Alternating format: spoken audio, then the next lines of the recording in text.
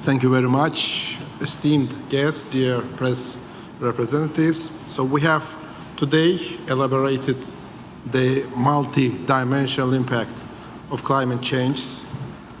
We have talked a lot in the previous week regarding green economy, green infrastructure, and so on.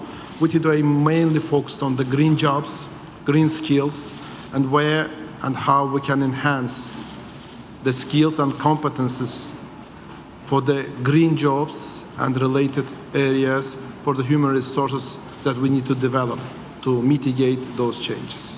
We have evaluated the practice of various countries, and the relevant ministers as well as the international organizations presented their view on how to develop the skills, how to develop the competences, and how to mitigate the need and necessity that will come with the climate change. And of course, as a very important part of the climate change impact, we touched the issue of the sustainable and resilient social protection in order to mitigate the impact on the vulnerable groups, on women, on young people, on disabled people. And of course, Azerbaijan in its policy pays a very big attention to this issue. Azerbaijan focuses on the development of the relevant vocational training and education systems. We cover almost all regions of Azerbaijan to enhance the green skills as well, especially in the areas of Karabakh and Sharqi Zangezur. We heavily invest on the skill development of the resettled people. On the other hand, we introduce various projects and programs for the young, for women, for disabled people, and just in the last 2 years we managed to, for the job placement as well as the other active employment measures, was the placement of the around 17,000 disabled people, around 90,000 women, and another 90,000 of young people. So climate change will affect everyone. Climate change will fundamentally affect the labor market. New jobs, new opportunities, green jobs will be emerging. And of course, we have to prepare our labor resources to those changes. We need to deepen the skills and competences in the green economy. We have to deepen and enhance our network of the training mechanisms, and we have to involve more and more private and public institutions to this network. Today we are cooperating around 140 private and public institutions for the vocational education and training of our labor resources, and we do think that in the coming years the investment toward this direction should be enhanced. Thank you very much. Any questions, any details, I will address afterwards. Çiçek Jahangirli from A News. My question is to Mr. Sahil Babayev. So the transition to a green economy highlights the need for the development of a corresponding workforce and adaptation of existing skills. What measures are being undertaken in this regard? Thank you.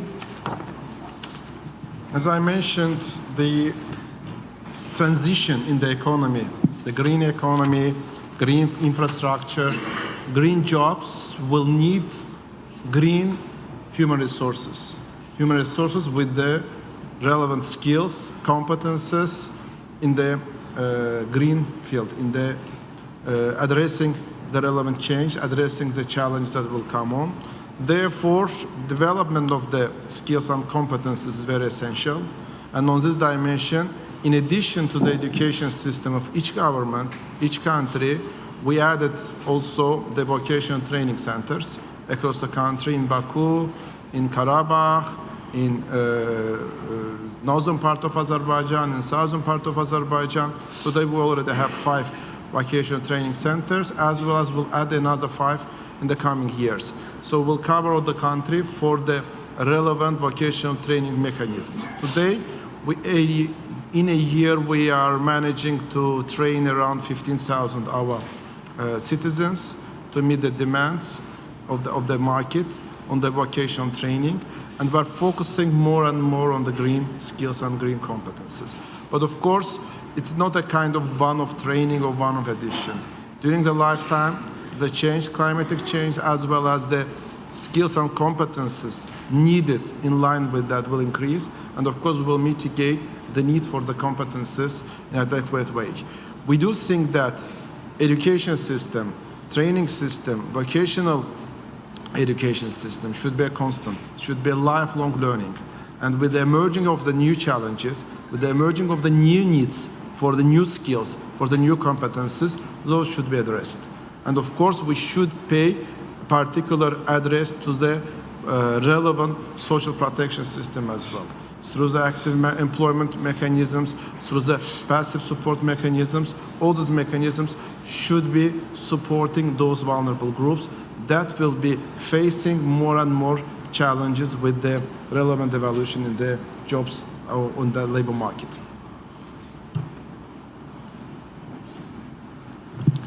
Next question.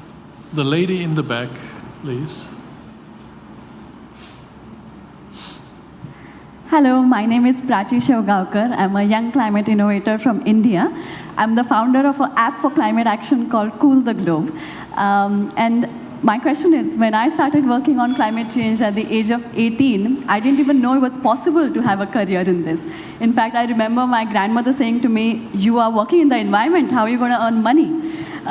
So how is this space like for young people in Azerbaijan? We talked about creating green jobs, but also are we doing something to create green entrepreneurs, green climate innovators, and how can other climate innovators from countries like ours collaborate with young climate innovators from Baku?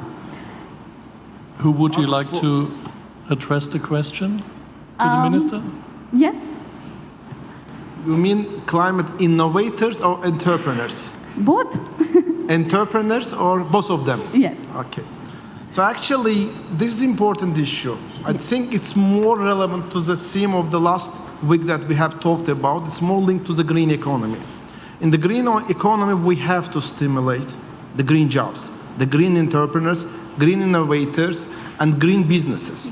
Because without stimulating them, without investing to this, we'll face always the bigger and bigger gaps. Because traditional businesses, they are well established today. They are more in advantageous way. But climate change will force us to go more to the green jobs. And therefore, stimulative measures of each government should be enhanced. The packages allocated to this should be increased. Now, we have good news. We have a news that big countries, developed countries are increasing their package, financial package to the developing countries. We have a good news that multilateral financial institutions, they are increasing their packages. But is it enough? Of course not. We have to increase ambitions. We have to increase our active promotion of these projects, and we have to increase the awareness about the public. Because just advocating green jobs, green economy, or green businesses in the level of the government, in the level of the kind of a small groups of the businessmen will not give us a very big burst of this type of actions in the society. We have to advocate it from schools, from institutes, where a new business people, business-oriented people, business-minded people, or inventors are emerging. All of them should be aware about the climate change. All of them should be aware about the opportunities that climate change opens. Because any challenge, any crisis, simultaneously opens big opportunities. And if we advocate relevant campaign, raising the awareness between the youth and child that are coming, I think that more and more greener inventors will have, more and more greener entrepreneurs will have, and more greener small and medium scale businesses will have. Thank you.